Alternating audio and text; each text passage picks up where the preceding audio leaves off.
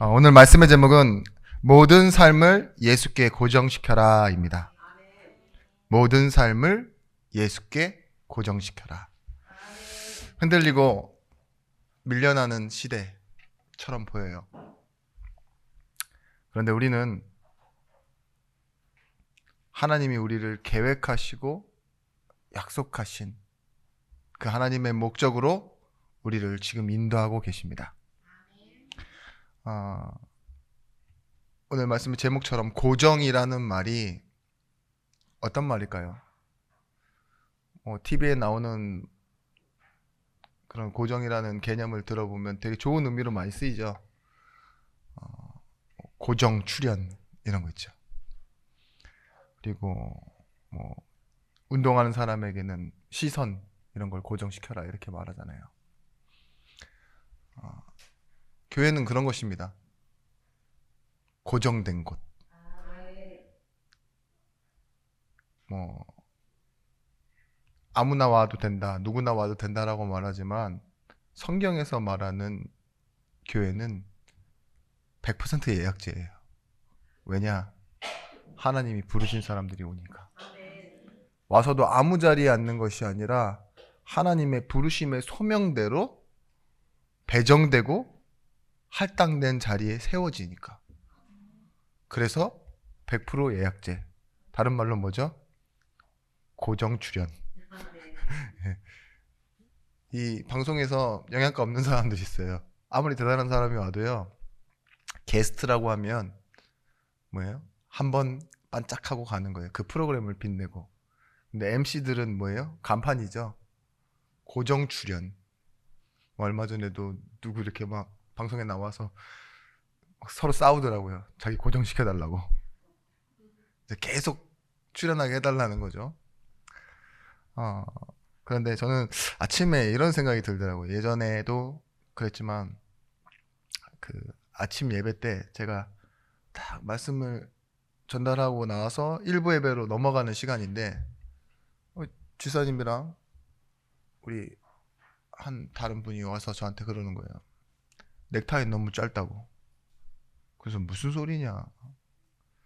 나는 분명히 아침에 제대로 메고 나왔다. 그리고 거울을 가서 딱 보고 왔는데 괜찮은 거예요. 넥타이 위치가 너무 짧다라는 건 이제 이 굳이 설명을 드리자면 넥타이는 이 끝이 이 허리띠 요 살짝 한 1, 2cm 정도에 닿아서 내려오는 게 가장 표준이거든요. 그래서 여성분들은 잘 모를 수 있어요. 근데 남자분들은 이 넥타이를 보면 한쪽 끝에 사선으로 이렇게 살짝 매듭이 되어 있습니다. 그걸 기준으로 한쪽에 묶고 여기서 묶는 거예요. 그러면 거의 항상 일정하게 내려와요. 근데 자기 신체 구조를 잘 알아야 돼요. 그리고 넥타이가 표준이 아닌 게 있습니다. 그런 것들은 매면 어떻게 되느냐? 저같이 상체가 길고 다리가 짧은 사람은 그건 굳이 얘기 안 해도 되지만 네, 이렇게 상체의 길이가 길기 때문에 살짝 여유를 둬서 이렇게 두면 그래요. 근데 넥타이가 또 표준이 아니다. 그럼 어떻게 되죠? 바짝 올라옵니다. 근데 저같이 이런 사람들은 거울을 보면서 항상 맞춰봐요. 다 메고 나서도. 두세 번 풀 때도 있지만. 근데 그날도 그런 거예요. 저한테 넥타이 너무 짧아요. 거기 가서 딱 보고 왔는데 괜찮아요. 괜찮은데? 아니요, 짧아요. 다시 봐서 보았는데.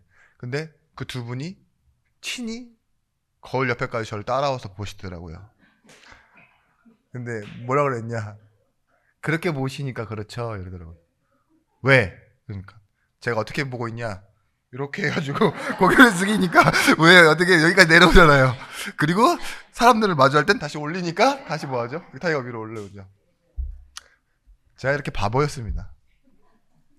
그리고 맞다 우기고. 오늘 말씀 제목처럼 모든 삶을 예수께 고정시켜라라는 말은 다 멈춰 있으라는 소리가 아니에요. 삶은 흔들려도 밀려갈 때도 있고 바뀔 때도 있지만 기준은 결론은 바꾸지 마라 이겁니다. 저도 그래요. 짧을 수 있어요. 근데 제 기준을 바꾸면 안 되잖아요. 이렇게 목을 내려서 굳이 맞출 필요 없죠. 노틀담의 고추처럼 제가 이러고 다닐 수는 없지 않습니까? 그런 것처럼 우리 출애굽 시대에 이스라엘 백성들이 불안하고 그런 과거를 살았고 또 먼 길을 가야 되는데 뭐만 안 바뀌면 성공했었던 거냐, 승리했었던 거냐, 하나님의 인도받는다는 사실을 잊지 않으면 승리하는 삶이었습니다. 근데 뭘 바꾸려고 했죠? 그들의 불안과 염려와 불신앙이 목적지를 다시 애굽으로 바꾸자고 하는 거예요. 그게 문제가 되었던 겁니다. 하나님은 이스라엘 백성들이 아주 약한 것을 알고 지키셨어요. 낮에도 밤에도. 그들의 먹는 것 하나까지도. 그리고 그들이 싸워야 하는 대적들 가운데 무기 하나 없는 그들이 어떻게 싸우고 승리할 수 있겠습니까? 배운 것이 없는 그들인데요. 근데 하나님이 모든 것을 책임지셨는데도 결국 그들이 놓친 것이 뭐냐? 하나님이 주신 목적. 그 목적을 위해 주신 약속을 놓쳤다는 겁니다. 출애굽할 때 이미 승리를 선포하고 해방되어 나온 것 아닙니까? 그렇죠? 그런데 그렇게 나와서 약속의 땅 가나안으로 가고 있긴 하지만 우리의 문제와 똑같아요. 시작은 이미 지나갔어요. 오래된 거예요. 희미해지고 또 뭐예요? 목적지도 잘 안 보여요. 지루해. 희미하고 지루한 일들이 계속 반복돼요. 우리 성도님들도 교회 처음 나왔을 때는 주변 사람 눈치 보고 나도 뭐 해야 되는 거 아닌가 하고, 그죠? 따라해보고 기쁠 때도 있고 실망하기도 하고. 근데 그런 것들이 다 새로울 때가 있거든요. 근데 우리 권사님 아시지만 이제는 축도가 끝나면 뭘 해야 된다는 계산이 몸에 체득이 돼 있잖아요. 막 바바박 움직이잖아요. 그죠? 그게 좋을 수도 있고 나쁠 수도 있습니다. 근데 우리는 뭐예요? 너무 익숙해요. 새롭지 않다고요. 첫날에나 만나와 메추라기 한 일주일 한 달 갔겠죠. 하늘에서 내리니까 너무 신기했을 거예요. 근데 그게 40년 동안 계속 떨어진다고 생각해 보세요. 그죠? 뭐 마치 그냥 질서처럼 보일 거예요. 아, 오늘도 해 뜨는구나. 그죠? 오늘도 해지는구나 이렇게 보였을지 몰라요. 네, 우리가 지난 말씀에서 이렇게 설명했습니다. 이미와 아직 사이에 있는 우리. 나와 비슷한 사람들이 함께하는 곳이 교회입니다. 광야가 그랬어요. 그래서 우리는 사람들 사이에서는 참 힘을 얻기 힘들어요. 실망스럽지. 내가 싫어하는 모습들을 옆 사람이 갖고 있다니까요. 그게 나도 싫은데.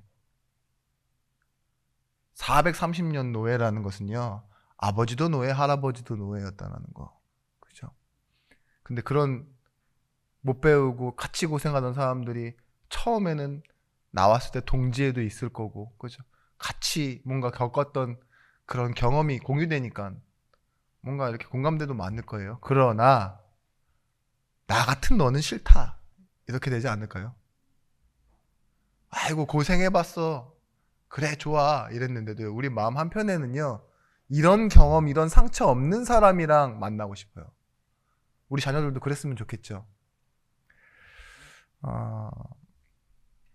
기억하는 것이 전부 불편한 기억들 뿐입니다. 잊고 싶은 기억들. 오히려 좋게 생각하는 것들은 뭐예요? 자기들을 써줬던, 우상 섬기던 그들이 잘 살고 있는 모습 있죠. 내가 되고 싶었던 모습. 그러니까 그 애굽을 다시 향해 가고 싶었던 건 아닐까요? 그래서 감각이라는 게 이스라엘 백성들, 그 출애굽한 백성들이 가지고 있었던 감각은 선입견이에요. 뭔지 알고 있었던 거. 불만 불평을 하는 게 뭐냐?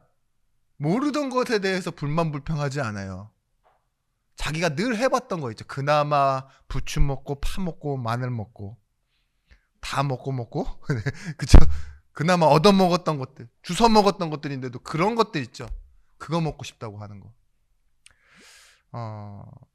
거기로 돌아가자고 하는 이스라엘 백성들이 얼마나 연약합니까? 우리가 알고 있는 개념이지만 히브리인들, 이 히브리서는요, 유대교에서만 돌아온 진짜 히브리인들이에요. 타종교에서 온 종교들이 아니더라고요. 선입견이에요.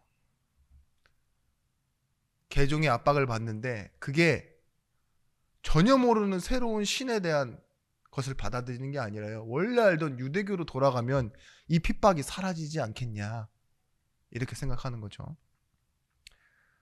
그때는 우리가 나름 열심히였는데, 나름 뜨거웠는데, 나름 목적지가 확실했는데, 지금 예수를 알고 그리스도를 믿는다라는 건 나도 불안하고 내 주변도 불안하고 상황이 너무 안정되지 않으니까 힘들다, 이렇게 되는 겁니다. 여러분, 출애굽해서 가나안에 들어간 사람이 몇 명일까요? 2명입니다. 출애굽해서 가나안 들어간 사람, 그죠? 다 광야에서 난 사람들이, 모세도 못 들어갔어요. 근데 하나님은 왜 출애굽한 백성들에게 가나안 갈 거라고 하셨죠? 약속이 틀린 겁니까? 아니요. 하나님은 광야에서 이스라엘 백성을 바꾸신 겁니다. 그리고 이스라엘 백성들을 완전히 하나님의 백성으로 고정시키신 겁니다. 잠깐 있다 가는 백성이 아니라 고정된 백성. 그래서 우리가 서론이지만 결론적으로 생각해야 될 게, 광야에는 아무 연고도 없고 노력으로 결과를 내는 것도 아닙니다. 그런 곳에서 살아갈 수 있다는 건 하나님이 함께 하시고 하나님의 목적에 인도받는 게 전부예요. 그래서 뭐 하면 되느냐? 다윗처럼 여호와가 나의 목자시니, 이렇게 고백하면 돼요. 우리를 인도해 가시는 분이 하나님이십니다. 언제까지 우리를 붙드시느냐? 그건 내 선택이 아니고 내 한계가 아닙니다. 언제까지냐? 하나님의 약속이 성취될 때까지 하나님은 하나님의 약속을 이루십니다. 우리의 선택이 운명의 결과를 만들어내지 않는다라고 말하는 게 구약이에요. 하나님은 배신한 백성, 외면하는 백성도 끌고 와서 다시 하나님의 약속을 회복시키신다가 구약이라니까요. 이 약속을 가지고 우리가 첫 번째 기억해야 될 게 있습니다. 우리는 함께 하늘의 부르심을 받은 거룩한 형제들입니다. 3장 1절 말씀에, 그러므로 함께 하늘의 부르심을 받은 거룩한 형제들아, 우리가 믿는 도리 사도이시며 대제사장이신 예수를 깊이 생각하라. 함께 하늘의 부르심을 받은 거룩한 형제들. 형제가라는 말은 누구나 막 브라더 이러면 형제가 되는 게 아니라 뭐예요? 지난 말씀에도 나와 있듯이 히브리서 2장 11절 말씀, 한 근원에서 났다 이랬어요. 거룩하게 하신 이와 거룩함을 받은 자가 한 근원에서 났으니, 십자가로 말미암아 우리가 어떻게 됐다고요? 한 뱃속에서 나온 가족이 되어졌다고요. 이건 운명적인 고정입니다. 공동체. 그리고 히브리서 2장 16절 말씀, 그렇게 하신 이유는 뭐냐? 붙들어 주기 위함이라. 아브라함의 자손들을 붙들기 위해 예수께서 우리에게 오셨대요. 이게 나에 대한 정체성입니다. 이게 흔들리지 말아야 돼요. 상황은 늘 바뀔 수 있습니다. 시대의 흐름 따라, 내 실수, 내 능력, 아니면 주변의 상황에 따라 다 바뀔 수 있어요. 모든 것은. 그죠? 내가 원하지 않는 일들이 일어날 수 있습니다. 그런데 절대 변하지 않는 사실이 뭐냐? 하나님이 우리에게 주신 사건. 우리는 한 근원에서 나서 예수와 형제가 됐을 뿐만 아니라 함께 부름받은 성도들과 함께 교회가 되어졌다. 이것에서 우리가 흔들리면 안 돼요. 이게 기준입니다. 그리고 결론입니다. 시편 8편 4절 5절 말씀에, 사람이 무엇이기에 주께서 그를 생각하시며 인자가 무엇이기에 주께서 그를 돌보시나이까. 그를 하나님보다 조금 못하게 하시고 영화와 존귀로 관을 씌우셨나이다. 우리의 지혜와 신분이 어떠한 존재라고 말하냐면 하나님 창조주와 조금 차이가 없다라고 말해요. 이게 얼마나 대단한 일인 줄 아시죠? 은혜를 이렇게 설명드렸습니다. 차이가 차별을 만들지 않는 것이 은혜라고. 늦게 온 사람 포도원이죠. 아침 일찍 온 사람 분명히 차이가 있죠. 일한 양도 차이가 있고 받아야 할 보상, 삭슨 차이가 없대요. 차별이 없대요. 늦게 와도 무지해도 몰랐어도 하나님이 부르시면 뭐예요?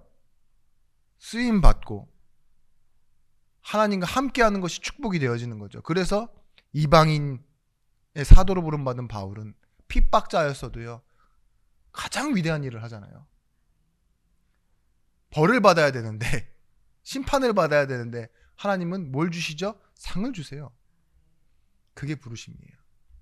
그래서 은혜를 이렇게 설명했습니다. 차이가 차별을 만들지 않고 죄인이 의인이 받아야 할 상보다 더 큰 무엇인가를 받는 것.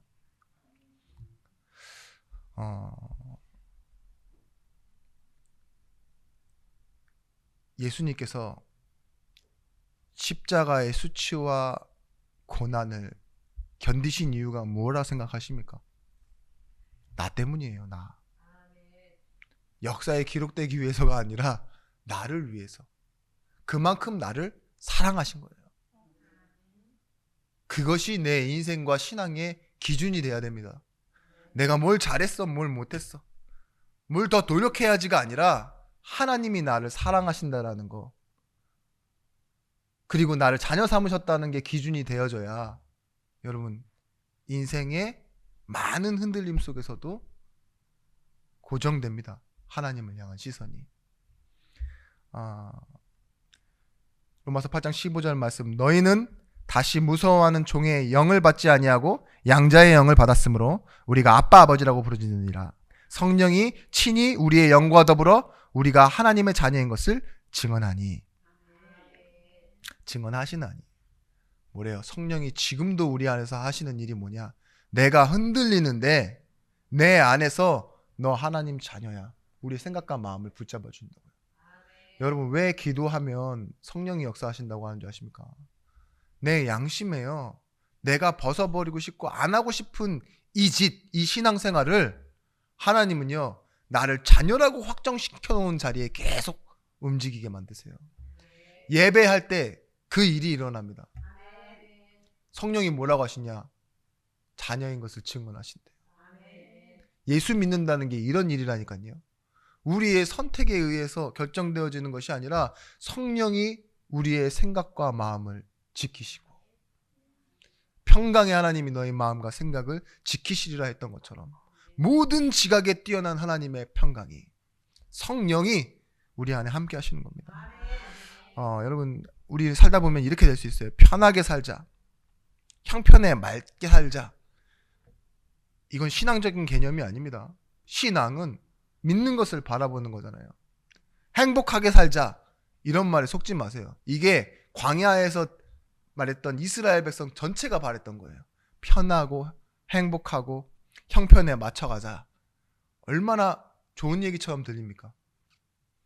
그런데 바울은 이렇게 고백해요. 나의 인생을 살자. 하나님이 주신 나의 인생. 하나님이 주신 나의 인생은 편하고 행복하고 형편에 맞춰 사는 것이 아니라 내가 그리스도와 함께 십자가에 못 박혔나니 그런즉 이제는 내가 사는 것이 아니다.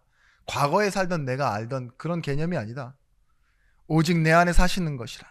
이제 내가 육체 가운데 사는 것은 나를 사랑하사 나를 위하여 자기 자신을 버리신 하나님의 아들을 믿는 믿음 안에서 사는 거. 그 믿음 안이 기준입니다. 바울에게는. 오늘 이 말씀 가운데 1절에 우리가 믿는 도리이며, 교리라는 말이죠. 교리, 믿는 도리. 그리고 신앙 고백이라는 뜻도 됩니다. 근데 믿는 도리이며 사도이시며 대제사장이신 예수를 깊이 생각하라.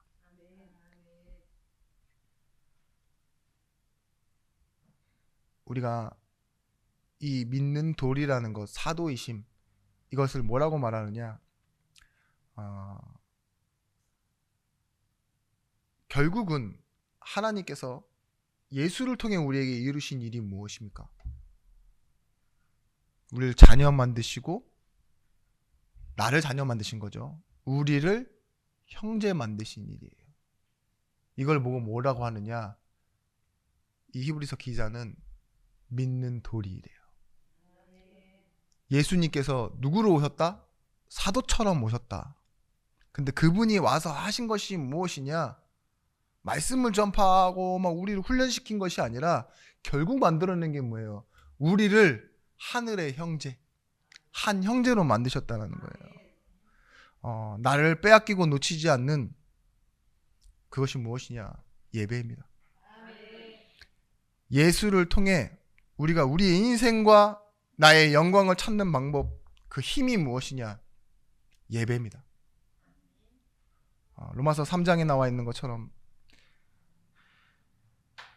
25절 26절 말씀입니다. 이 예수를 하나님의 그의 피로 인하여 믿음으로 말미암은 화목제물로 세우셨으니 하나님께서 길이 참으시는 중에 전에 지은 죄를 간과하심으로 자기의 의로우심을 나타내려 하심이니.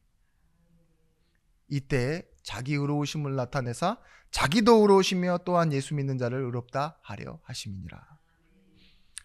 여러분, 하나님의 결론 무엇이냐? 하나님의 결론은 이거예요. 여기에 고정되어 있습니다. 너는 내 자녀이고 내게서 났고 나로 말미암아 있다. 이걸 회복시키시는 거예요. 죄인에게 회복시키신 게 뭐냐? 너는 내 자녀다. 죄인인 너에게 내가 포기하지 않았던 게 뭐냐? 너는 나로 말미암아 있었다. 이걸 나는 회복시키기 위해 내가 되었다. 이게 뭐예요? 십자가예요. 이사야 42장 8절 말씀에 나는 여호와니 이는 내 이름이라 나는 내 영광을 다른 자에게 내 찬송을 우상에게 주지 아니하리라. 이렇게 선언하셨던 하나님의 이유가 뭐냐? 하나님은 자신의 영광, 이 성부 하나님의 영광을 성자 예수님 외에는 나누지 않겠다 이거예요. 내 영광을 다른 우상에게, 다른 자에게 내 찬송을 준 적이 없다 이거예요. 예수로만 받겠다 이거예요. 근데 그 예수가 지금 하신 일이 무엇입니까? 나에게 오신 거예요. 그래서 예수님께서 하신 말이 뭐예요? 이 영광, 내 영광을 이들에게 주었습니다. 당신이 내게 주신 영광, 우리가 이전에 하나 된 것 같이 이들에게 주었사오니 이들도 우리와 같이 성자, 성부, 성령 하나처럼 하나가 되어지게 하옵소서. 예수님의 마지막 기도죠. 그처럼 여러분, 하나님 아버지의 의도는 뭐냐? 자신의 영광을 주려 하는 것인데 이것이 결국은 우리가 믿는 도리이며 사도된 예수님을 믿어가는 것입니다. 이게 신앙 고백이라고요. 우리가 형제된 것, 자녀된 것을 믿는 것, 이게 왜 교리라고 말하느냐? 여러분, 이게 교회의 뿌리입니다. 복음만에서 다시 회복된 것.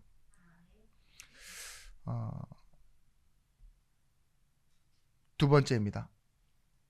오늘 좀 말씀이 참 준비할 때는 너무너무 쉽고 은혜가 됐는데 막상 전하려고 하니 이분들이 아니다. 제가 굉장히 두려워하고 있다는 걸 알았어요. 마음속에 한마디라도 잘못하면 안 되는데 라는 생각에 자꾸 말이 조금 띄엄띄엄 나가는 것 같아요. 근데 지금부터는 좀 빠르게 나가보겠습니다. 두 번째, 예수를 깊이 생각하라. 3장 1절 말씀에 사도이심의 대제사장이신 예수를 깊이 생각하라. 깊이 생각하다 원어로는 뭐라고 나오냐?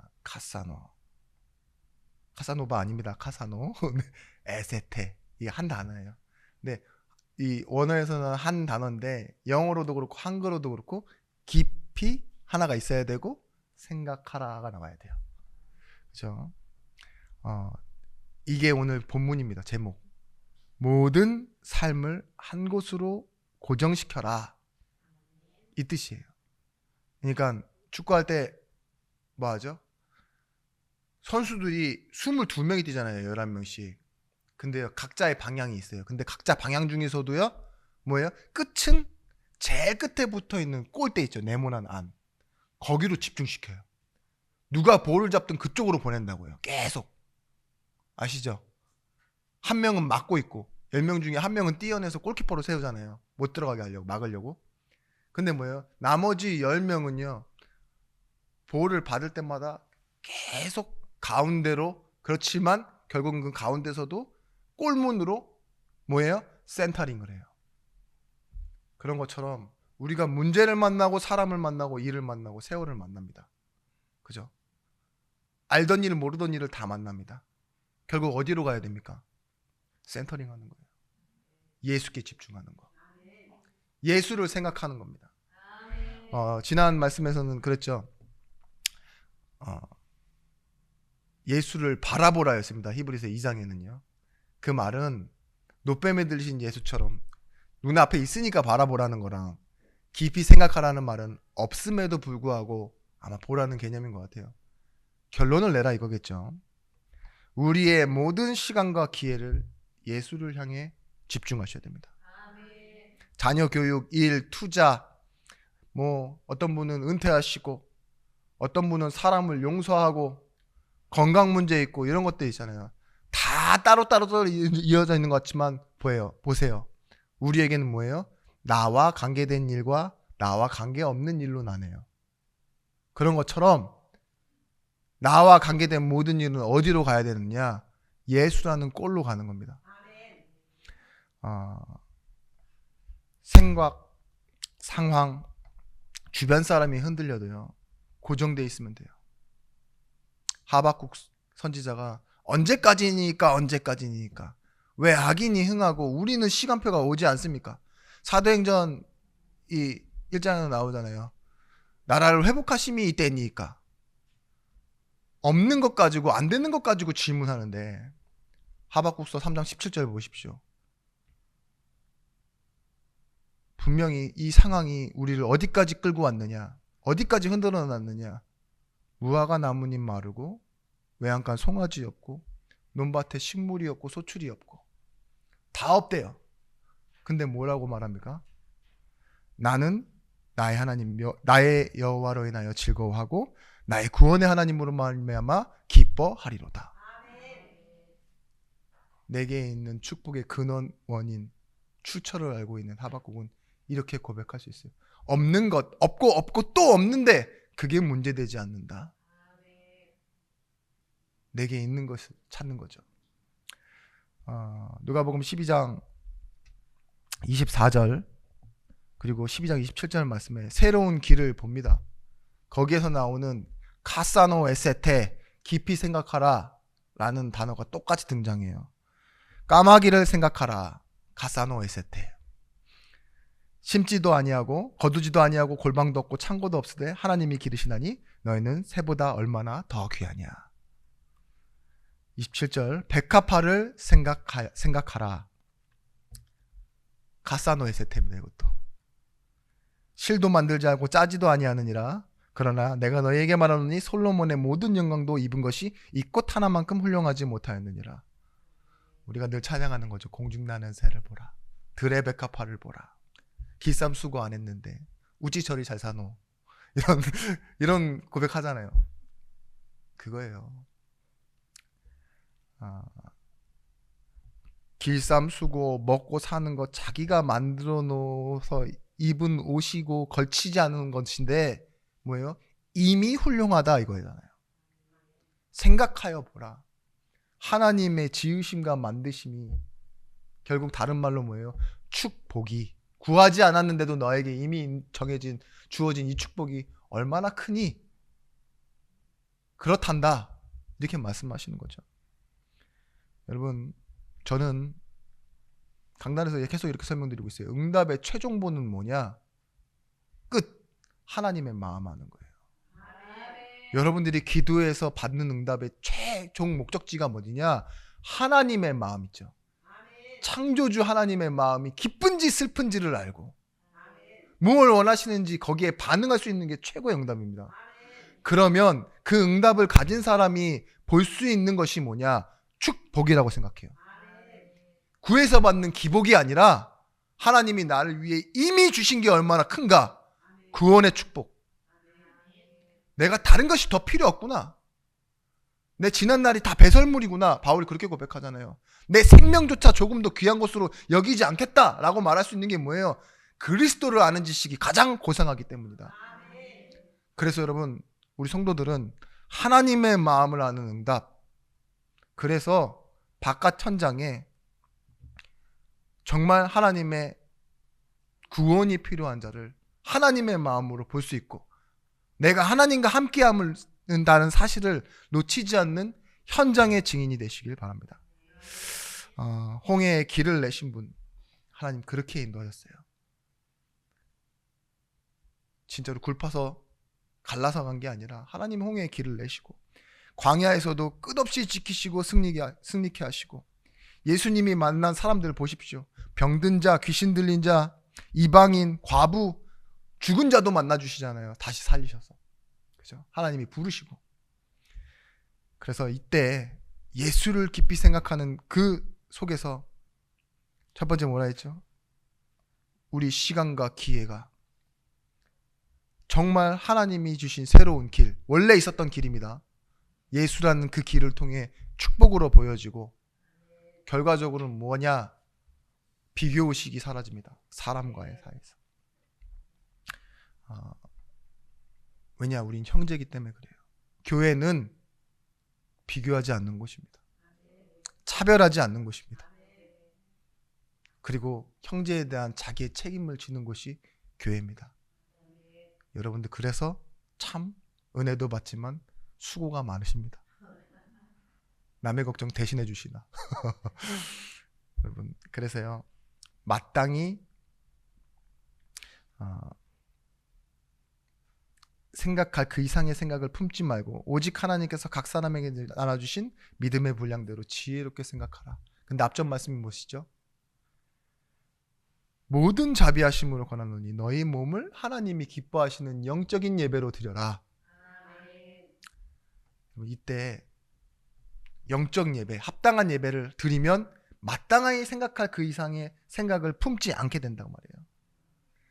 이게 비교의식에서 나오는 비밀입니다. 베드로가 예수님을 3번 부인해서 그런지 몰라도 예수님이 다시 찾아오셔서 뭐 하시냐? 3번 물으세요. 사랑하느냐? 조롱하듯이. 조롱하느냐? 3번 물으시는데 거기에 사랑하는데 왜요? 아시잖아요. 이렇게 대답하죠. 그리고 나를 따라오너라, 어린 양을 먹여라 이러고 딱 따라가려고 그러는데 베드로의 눈에 누가 보이느냐? 그 마지막 만찬 때 예수님의 품에 안겨 사랑받는 자로 칭하던 요한이 보이는 거예요. 그 고백을 하고 바로 따라 나서는데, 그러니까 베드로가 눈이 휘둥그레지는 거죠. 뭐라고 질문하는 줄 아세요? 어린 양을 먹이라라는 명령을 받고도 저 사람의 인생은 어떻게 됩니까? 이렇게 질문해요. 비교하는 거죠, 자기랑. 쟤는 분명히 사랑받는 자라는 칭호까지 얻었던 사람인데 어째 그렇습니까? 참 신기해요. 근데 이 요한복음 21장에 보시면 그 내용이 나와요. 이에 베드로가 그를 보고 예수께 여짜오되 주님, 이 사람은 어떻게 되겠사옵나이까? 궁금한 거죠. 그리고 예수께서 이르시되 내가 올 때까지 그를 머무게 하고자 할지라도 내가 무슨 상관이냐? 너는 나를 따르라 하시더라. 니는 상관없어. 그런 거 상관하지 마 이러죠. 근데 이 구절을 제가 다 읽고 나서 딱 보니까요, 말씀 준비 딱 끝나고 이렇게 딱 보는데 이 글을 다 읽고 나니 자신을 역사의 한 인물로 지정해놓고 적은 사람이 요한복음 자신이었어요. 요한복음 21장 있잖아요. 되게 웃기죠? 우리가 만나면 그래요. 만나면 보이니까, 보이는 것 가지고 특히 우리 여성분들은 뭘 하죠? 비교해요. 머리 잘랐네. 보이니까. 목걸이 예쁘네. 옷을 또 샀네. 입었던 옷 또 입었네. 이런 식으로 하잖아요. 비교의식이에요, 다. 남이야 어떻든 뭔 상관입니까? 그죠? 지하철에서 만난 게스트, 손님들 뭐 저 사람이 옷을 이쁘게 입었으면 아 이쁘게 입었다 할 것이지 가서 말 걸고 막 그래요? 아 이뻐요. 아 좋네. 안 그러죠? 비교 의식에서 벗어나야 돼요 우리는. 어, 조직의 한 개가 그렇습니다. 한 개. 그러니까 하나가 아니라 한 개. 예. 리밋. 그게 뭐냐? 한 방향 한 목적으로 갈 수 없어요. 어느새 가다 보면 분열하고 계속 싸울 수밖에 없습니다. 뭐 우리나라도 그렇잖아요. 그래야지만 건강하다고 좌우가 나눠져 있어야지. 그죠? 근데 인정투쟁이라는 악셀 호네트라는 사람이 쓴 책에 보면요. 인류의 역사는 변화와 투쟁으로 인정을 위한 투쟁이었다고 정의합니다. 인정받기 위한 투쟁이었다고. 내가 맞다 이거 있죠. 이것이 역사의 흐름인데 그 내용 중에 이런 게 있어요. 인격이 무시당하는 순간부터 있잖아요. 사람은요. 독립운동을 시작한대요. 독립운동이 왜 일어나는 줄 아십니까? 남이 막 이렇게 다는 것보다요. 사실은요. 자신이 무시당하는 게 싫어서. 그러니까 딱 속국 만들어 놓고 너무 잘해줘요. 넌 내 자식처럼 이러면요. 독립운동 안 해요. 근데 자기를 무시해. 진짜로 내가 대접받지 못하고 존중받지 못한다라는 거. 그러니까 독립운동을 위해서 이렇게 생명 걸었던 사람이 있다고 할지라도요. 또 거기서 분쟁이 왜 일어나는 줄 아십니까? 인정받지 못해서. 그래서 밀정이 되는 겁니다. 독립운동을 하기까지 일어났는데 또 뭐예요? 나보다 더 인정받는 동무가 있어요. 저 사람은 조금 했는데도 와 동무 최고 막 이러잖아요. 그럼 뒤에 있는 사람은 딴짓을 합니다. 저걸 어떻게 잡지? 이렇게 된다니까요.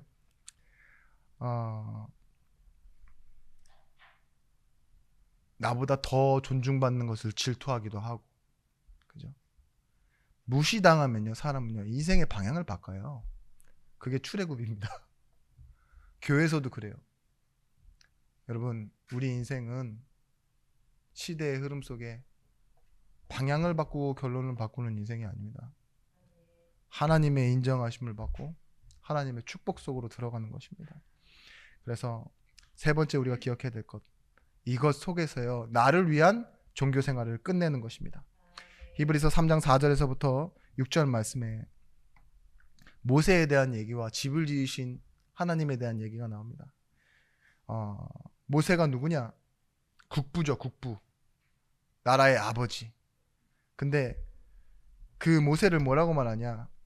또한 모세는 장래에 말한 것을 증언하기 위하여 하나님의 온 집에서 종으로 신실하였고, 히브리서 3장 6절 말씀에 그리스도는 하나님의 집을 맡은 아들로서 그와 같이 하셨으니 우리가 소망의 확신과 자랑을 끝까지 굳게 잡고 있으면 우리는 그의 집이라. 똑같이 비교해 놓은 것처럼 보이죠. 히브리인들이 잘 알고 있는 모세, 그의 집에서의 종과 그의 집의 아들로서의 예수, 비슷해 보이지만 전혀 다른 격입니다. 집을 지으신 이가 하나님이신데 그 집에서 모세는 종이었고 예수는 뭐예요? 아버지, 창조주라고. 집을 지은 자가 중요합니까? 집에서 일하는 자가 중요합니까? 지은 자의 아들 예수 그리스도. 그죠? 지으신 분도 하나님이고 같은 격이신 예수. 그걸 비교하는 거예요. 그게 뭐냐? 나를 위한 종교생활 끝내라는 거예요. 모세 기준이고 그걸 믿고 그처럼 되고 이게 아니라 뭐예요? 우리 안에서 일하시는 분이 누구예요? 집을 지어 성취하시는 예수 그리스도라고 말하고 있는 거예요. 6절 말씀 마지막 절 말씀에 뭐라고 나와 있냐? 그리스도는 하나님의 집을 맡은 아들로서 그와 같이 하셨으니 우리가 소망과 확신과 자랑을 끝까지 굳게 붙잡고 있으면 우리는 그의 집이라. 뭐예요? 내가 그의 집이 돼요. 그런 것처럼 여러분, 나는 하나님이 일하시고 성취하는 인생이 나입니다. 내 안에 계시고 예수께서 나를 이끌어 가십니다. 그래서 우리는 뭘 생각해야 되느냐? 예수를 깊이 생각하라. 크로스비가 이렇게 찬양하죠. 예수를 나의 구주 삼고라는 찬양 3절에 주 안의 기쁨 누림으로 마음의 풍랑이 잔잔하니 세상과 나는 간 곳 없고 구속한 주만 보이더라. 어렸을 때 실명에서 평생을 한 번도 세상을 보지 못한 크로스비가 뭐라 하느냐, 고정됐다 이거예요. 아웃포커싱이죠. 사진 찍을 때 보면요, 앞에 사람만 딱 가까이 나오고 뒤에는 다 흐리게 나오는 거 있어요. 그걸 보고 고정이라 그래요. 세상과 나는 간 곳 없고 구속한 주만 보이더라. 1절 찬양, 주 안의 기쁨 누림으로 마음의 풍랑이 잔잔하니, 성령과 피로써 거듭나니 이 세상에서 내 영혼이 뭘 본다고요? 하늘의 영광 보리로다. 여러분, 격려는 거룩한 형제들아, 이게 격려예요. 이게 우리의 교리입니다. 거룩한 형제들, 하늘의 부르심을 받은 자들. 왜냐, 우리는요 단순히 한 번 한 끼 베풀고 배부르게 하고 이런 구제를 하는 게 아니에요. 구원이란 뭐냐, 내 형제로 받아들여서 같이 먹고 살고 책임지는 게 형제입니다. 떼어질 수 없는 것, 다시. 그게 구원입니다. 그래서 결론은 무엇이냐, 우리는 예수께 고정되어 있기 때문에 예수를 붙잡고 뭐 하느냐, 이제는 형제를 붙잡아주는 힘을 받으셔야 돼요. 고정되어 있으면 그렇게 할 수 있습니다. 함께 부르심을 받은 자, 이 말을 신학적으로는 뭐라고 하느냐, 형제라고 하지만 모든 부분은 상쇄된다라고 해요. 상쇄. 서로가 다른 것이요, 상쇄라는 단어를 검색해 보시면 이렇게 나와요. 서로에게 영향을 주어, 상반되는 것이 서로에게 영향을 주어 효과가 없어지는 일. 너와 나와 다름이 아무것도 효과가 없다 이거예요. 그게 상쇄예요. 자, 우리 권사님, 저 뒤에 권사님, 저한테는 똑같은 권사님. 기분 나쁘세요? 근데 뭐냐, 형제예요. 형제. 형제는 서로 너무 달라도, 누군 가난하고 누군 부자고 누군 아프고 누군 건강하고 이런 것이요, 상쇄되는 거예요. 전혀 효과를 내지 못해요. 똑똑하고 모자라고 아프고 이래도 다 그렇습니다. 그래서요, 한 목적을 가는 한 방향의 사람들은요, 임마누엘을 누리는 겁니다. 임마누엘이 뭐죠? 주 하나님이 우리와 함께 계시다 합니다. 그래서 이 대열에서 이탈하지 않고 하나님의 말씀 성취, 세계복음화, 그리고 천국 끝까지 가는 그 응답, 그것이 임마누엘인데요. 이때 우리에게 무엇이 있어야 되느냐? 책임과 명예를 가지시길 바랍니다. 건강한 책임이에요. 서로를 챙기는 거. 집에 여러분 가족이 안 들어왔어요. 그럼 뭐예요? 전화하잖아요. 전화해서 뭐라 그래요? 밥 먹었어? 밥 먹으려고 하는데 왜 안 들어와? 그게 건강한 책임이라니까요. 친구랑 먹었어. 뭐 먹었어? 떡볶이 먹었어. 건강한 거 먹으라니까. 니 어제도 먹었다 이가 이러면서. 왜 하죠? 왜 간섭해요? 서로 다 아니까. 함께 해야 되니까. 너무 늦게 들어오지 마. 근데 6개월 동안 안 들어오는데 전화 한 번 안 해봐. 그게 가족입니까? 서로가 서로에게 내가 늦는다라고 얘기할 수 있는 거 있죠. 잘 아는 거. 그건 건강한 책임이에요. 그 안에서 기본이 나오는 겁니다. 막 좋은 일이 생겼어요. 음식 가지고 와요. 그래가지고 방으로 들어가서 혼자 막 먹고 뼈만 딱 내놔요. 그게 가족입니까? 아니죠. 한 사람의 응답이 서로의 응답되는 게 포럼이고, 그죠? 힘을 같이 얻고 같이 슬퍼하고, 그죠? 서로를 아는 것을 가지고 같이 기도하고 예배하는 곳, 건강한 책임 있는 교회. 그것이 뭐예요? 어디서 나와야 됩니까? 예수를 깊이 생각하는 데서. 여러분 승리하시길 바랍니다. 하늘의 부르심을 받은 형제예요. 그래서 결론을 아는 형제예요. 더 이상 종교가 아닌 하나님의 세일 속에서 인도받는 형제가 되시길 바랍니다. 같이 한번 기도하겠습니다. 하나님 감사합니다. 오늘 말씀에서처럼 우리가 하나님께 고정된 자로서, 하나님이 원하시는 길을 걷는 자녀로서 성령의 인도를 세밀하게 받게 하여 주시옵시고, 우리의 안에 일어나는 모든 일을 통해 오직 예수께만 집중하고 생각하는 응답이 있게 하여 주시옵소서. 예수 그리스도 이름으로 기도드렸습니다. 아멘.